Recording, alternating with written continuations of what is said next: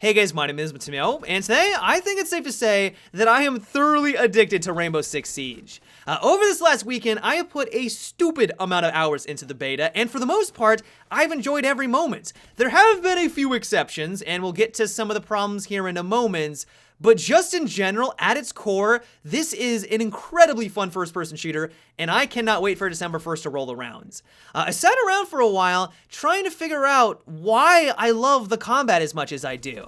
Originally, I thought maybe it was the destruction. You guys know I have a Battlefield background. Bad Company 2 had some of the most incredible destructive moments, and this seems to take it a step further. And while I think that's probably part of the reason why I love it, I don't think it's the reason.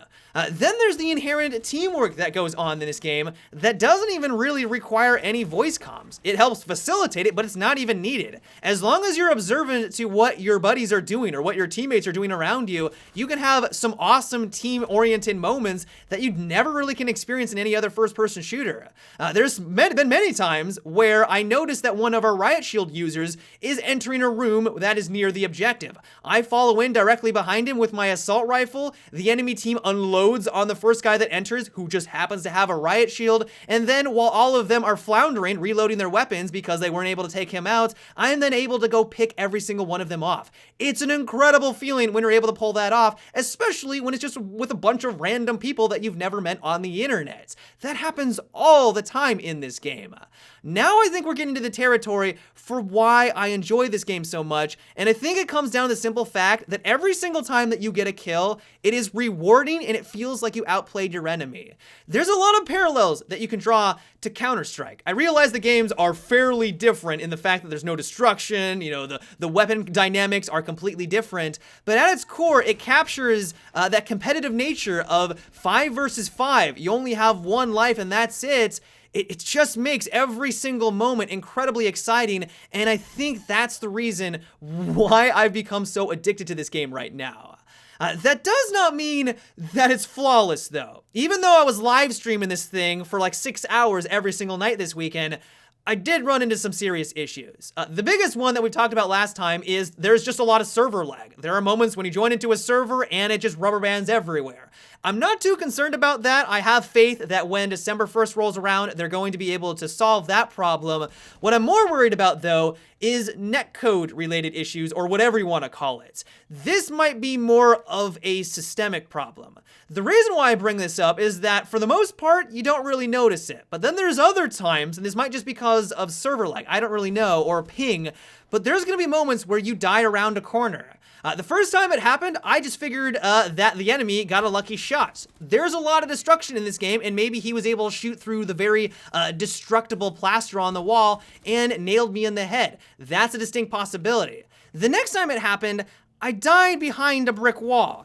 You can't shoot through brick walls in Rainbow Six Siege. After that, it became very clear to me that something is wrong with the netcode. That may not be the right term for it. I know people like to get very technical with this, but there is something off about the game where you have situations where something happens randomly when it shouldn't happen. Either you die around a corner, there are other situations where you peek your head out really quickly and then peek back, and you die immediately. They may have gotten the headshot, like you die very fast in Rainbow Six Siege. I will give you that, but there are scenarios where you peek your head around a corner, die, and they clearly got a bunch of body shots, but it didn't register that you got the body shots. It all kind of just happened all at once, and you died instantaneously. Those moments are very frustrating.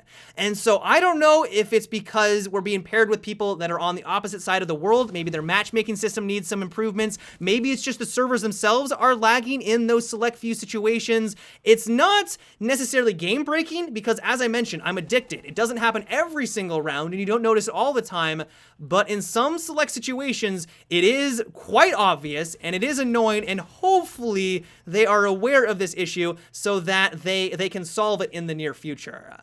One thing I am very happy about, though, is the way that they've handled Riot Shields. The last time I talked about Riot Shields, I will admit that I didn't really know what I was talking about. I played for a couple of hours, I got killed and shot instantly by someone who got lucky with a random hipfire, but then when I played for many, many hours, I realized that yes, they are powerful. In the right hands, they can be absolutely amazing, and especially if you pair it with teamwork, in general, they're not the powerhouse that they were during the closed beta, and I think for the most part, they're relatively well balanced. The reason why they were blatantly overpowered a couple of months ago simply came down to that crazy hipfire accuracy.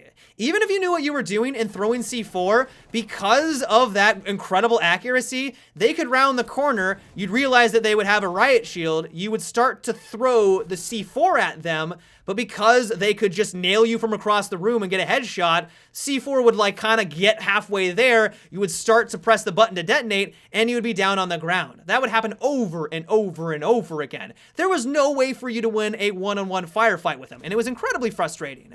And so now what they've done is that they've reduced that hipfire accuracy, and that gives you the breathing room to retaliate. I now don't have as much of an issue when I'm fighting people that have a riot shield. I have plenty of time to either go for their weak points, shoot at their feet, or maybe shoot at their hand to slowly whittle them down if I don't have the nitro cell. But if I do have C4, I can then kind of walk back, peek my head out, throw C4, and take them out at least with a moderate amount of success. And so while they're still very good, they're nowhere near as blatantly overpowered as they were, and in my opinion, that is a good thing.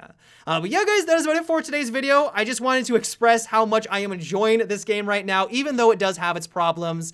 Please forgive me for using the live stream gameplay in the background. I was gonna do a whole live stream kind of highlight video showcasing some of the awesome gameplay and the fun moments, but then I noticed for a random reason, my microphone kept peaking and the audio was atrocious. So I figured I'd just kind of make a video instead. So that's the reason why you can see my camera over there and it's not lining up with my lips. So hopefully you guys can forgive me for that. But yep, until tomorrow, have a good one and take it easy. Okay, I'm gonna do something really filthy. And they're probably gonna hate me for the rest of...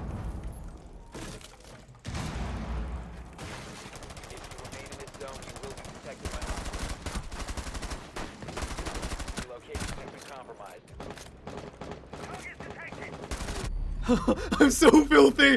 I'm so dirty.